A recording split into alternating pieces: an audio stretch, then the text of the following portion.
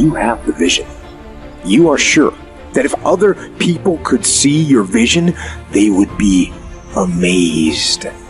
But here's the issue. They aren't going to see your vision unless you do the work.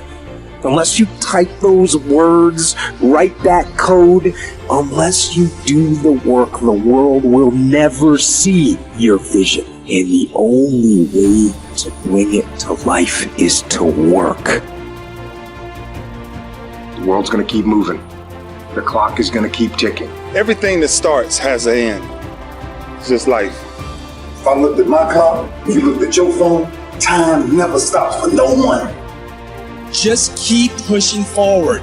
With enough action, any goal can be achieved. Take the shot, swing the bat, throw the stick.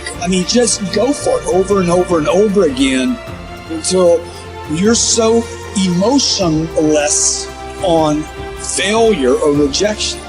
All these failures weren't failures. They were just attempts that showed me the right way to do so. You forego immediate pleasure for the exchange of long-term self-respect. If you want to be happy, you have to discipline your behavior.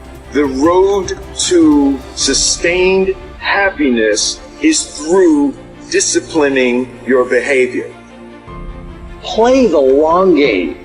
Aim for legendary. Say, I want to have the guts and the grit and the acumen and the mindset and the capability and the commitment to create enduring success. Be the person who is up reading, listening to the podcast, writing in your journal, setting your goals, focusing on your intentions. As you become more successful, become more humble. As you become more successful, work even harder. As you become more successful, care even more about your product. As you become more successful, learn even more. Don't try, do. Forget about trying. Forget about making an attempt. Forget about testing it out. Although you may not end up in the profession or in the area that you're starting out, you don't want to go halfway. You don't want to just dip your toe in. You want to jump in hard. Do not try, do. Go hard. It requires a tremendous amount of courage to say, I'm going to give this thing a chance. I'm going to give it my all. And if it doesn't work out, that's okay. But I know that I tried my best. Legends don't settle for being a winner. They strive to be complete domination. Legendary. If you really truly dominate, people are going to see it. They're going to be drawn to you. They will remember your fucking name, because by dominating your life, you will make a profound impact on all of the lives around you. Just winning is not enough, but dominating people who are winning, that's something that'll leave you a fucking legacy.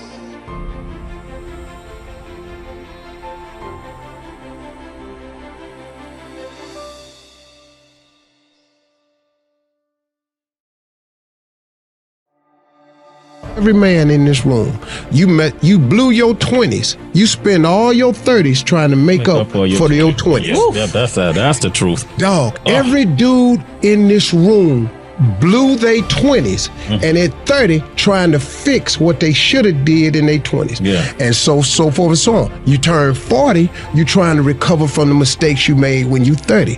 Now at 40, man, it's time for you to start. Really, at 30, you need to start buckling it on down. And just realize, man, everybody make mistakes. And if the mistakes you're going through are going to help you become the person you need to be later on. So when you're young and you making mistakes, don't let them eat you up. Because everybody that done made it. Yeah. You got to fail in order to win.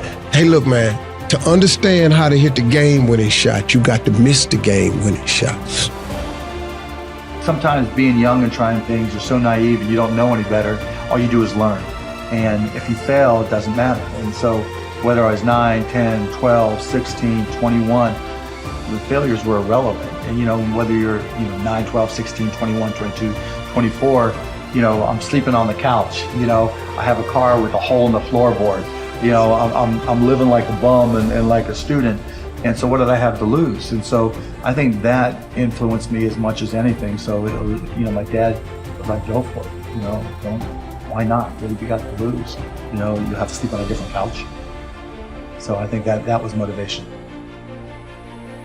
One of the greatest pieces of advice that my mother gave me was this: son, whenever you start, you make sure you finish. And the problem with the world today, people get involved with things, and if they don't like a certain person, if they don't like the process, if it's not what they thought it was, they quit. And what they don't understand about quitting becomes a habit that doesn't just affect you. Later on in life, when you get a wife and you get some kids or you get a family, it's going to come back to hunt you, and it will one day affect them. That is why I tell you the process is more important than the product. It's not even about the outcome for me. It's about, can you take pride in what you do as an individual, and every night when you look in the mirror, knowing that you gave everything you had to it. And we have to get to the point where we're willing to impose our will on certain things. Impose your will on it. My life totally changed. And they gave me an opportunity to stop. And most people, when you give them an opportunity to stop while they're chasing something, they take advantage of it because they feel as if, man, why did this have to happen to me? I felt as if, why not me?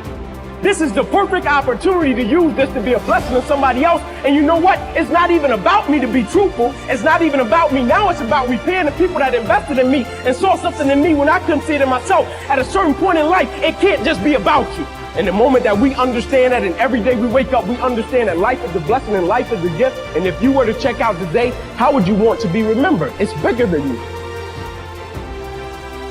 The body is very important, but the mind is more important than the body. We have to visualize what that body ought to look like in order to make it win, because that's what creates then the will that you need to go to the gym every day.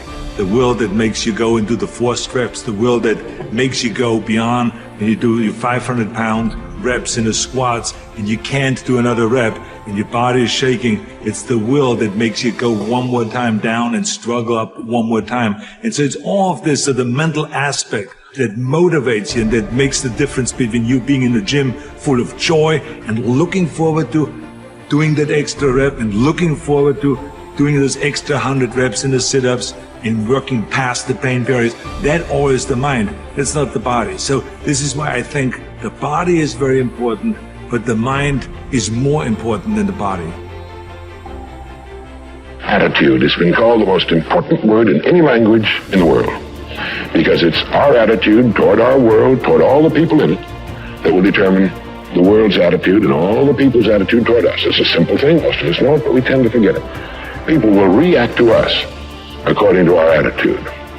And our attitude is the greatest gift we can be given.